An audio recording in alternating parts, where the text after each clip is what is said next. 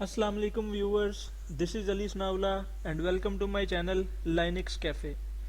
आज हम सीखेंगे कि सेंटोस या रेड हैट के अंदर हम किस तरह से अपने नेटवर्क को इनेबल करते हुए आईपी को असाइन करते हैं।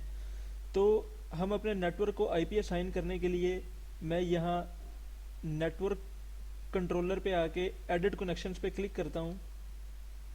यहाँ पर क्लिक करने के बाद वो मुझे बता रहा है system ETH0 means system Ethernet zero. इसका मतलब ये है कि हमारे सिस्टम में सिर्फ एक ही लैन कार्ड मौजूद है।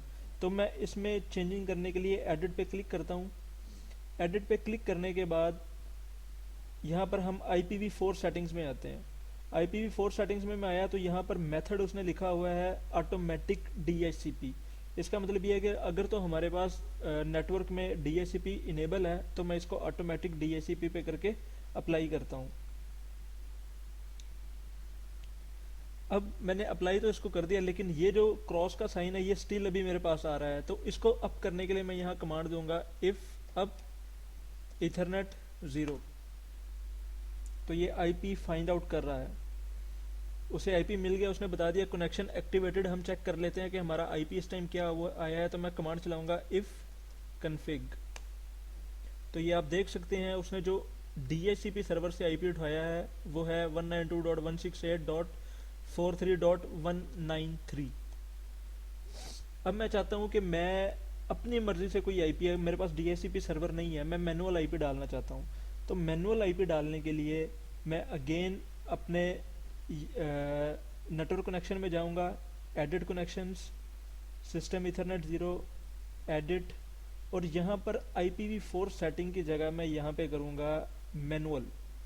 यहाँ पर मैं मैनुअल आईपी डालता हूँ। तो मैं ऐड पे क्लिक करता हूँ। मैं आईपी देना चाहता हूँ इसको लेट्स से 172.168.0.2। नेट मास्क उसने बाय डिफ़ॉल्ट 16 उठा लिया। गेटवे अगर हमारे पास कोई है तो मैं इसको गेटवे भी असाइन कर देता हूँ। मैं कहता हूँ मेरा गेटवे लेट्स से 30 है, और यहाँ पर DNS भी मैं दे देता हूँ 172.168.0.40। मैं अपना DNS दे देता हूँ। यहाँ पर एक ऑप्शन है कनेक्ट ऑटोमेटिकली, बाय डिफ़ॉल्ट ये अनचेक होती है। तो अगर हम इसको चेक कर देंगे इसका मतलब ये है कि हमारा जो सिस्टम है वो जब रीस्टार्ट होके वापस आएगा तो उसका नेटवर्क कार्ड ऑटोमेटिकली इनेबल हो जाएगा। अगर मैं इसको अनचेक करूँगा तो हमें हर दफ़ा सिस्टम रीस्टार्ट होने के बाद इसको मैनुअली आके इनेबल करना पड़ेगा। तो मैं इस टाइम इसको अनचेक करके अप्लाई करता हूँ।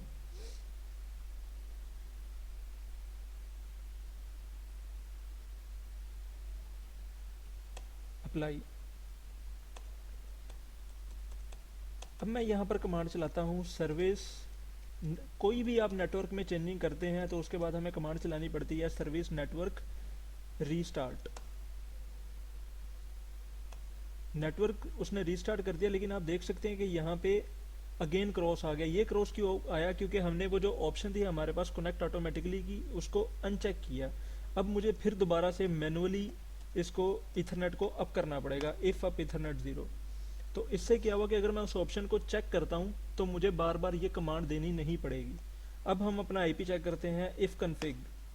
तो आप ये देख सकते हैं जो आईपी मैंने असाइन किया है वो मुझे यहाँ पर मिल गया 0.2।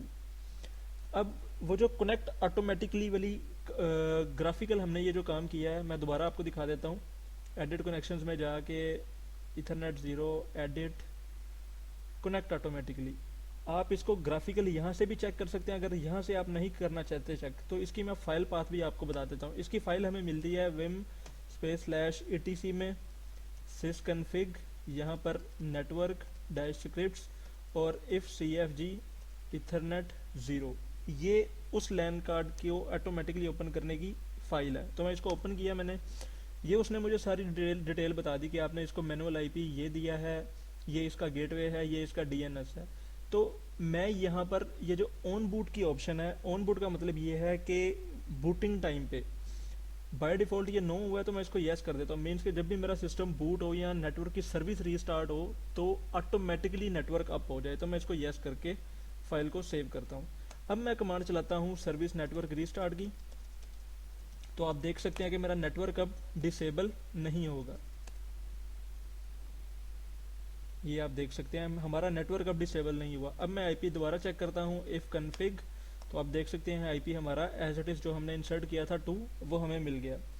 अब इसी आईपी को हम एक और कमांड के साथ इंसर्ट कर सकते हैं अगर हम मैनुअल आईपी देना चाहते हैं। तो नेटवर्क को एक और मेथड से हम कन्फिगर कर सकते हैं सेटअप की कमांड से। सेटअप की कमांड मैंने चलाई, यहाँ पर आप नेटवर्क कन्फिग्रेशन में आए, नेटवर्क कन्फिग्रेशन के बाद डिवाइस कन्फिग्रेशन, और यहाँ पर जो हमारा लैन कार्ड है इथरनेट 0 हमें शो हो रहा है, तो मैंने इसको इनेबल किया। तो आप देख सकते हैं ये आईपी जो हमने यहाँ पर ग्राफिकली डाला था वो यहाँ पर भी मौजूद है। तो यहाँ से हम आईपी चेंज कर देते हैं। मैं कहता हूँ अब मेरा आईपी जो है वो 100 कर दो, तो हम इसको ओके करते हैं, सेव एंड क्विट, और क्विट करके मैं नेटवर्क की सर्विस एक दफ़ा दोबारा रीस्टार्ट करता हूँ, सर्विस नेटवर्क रीस्टार्ट।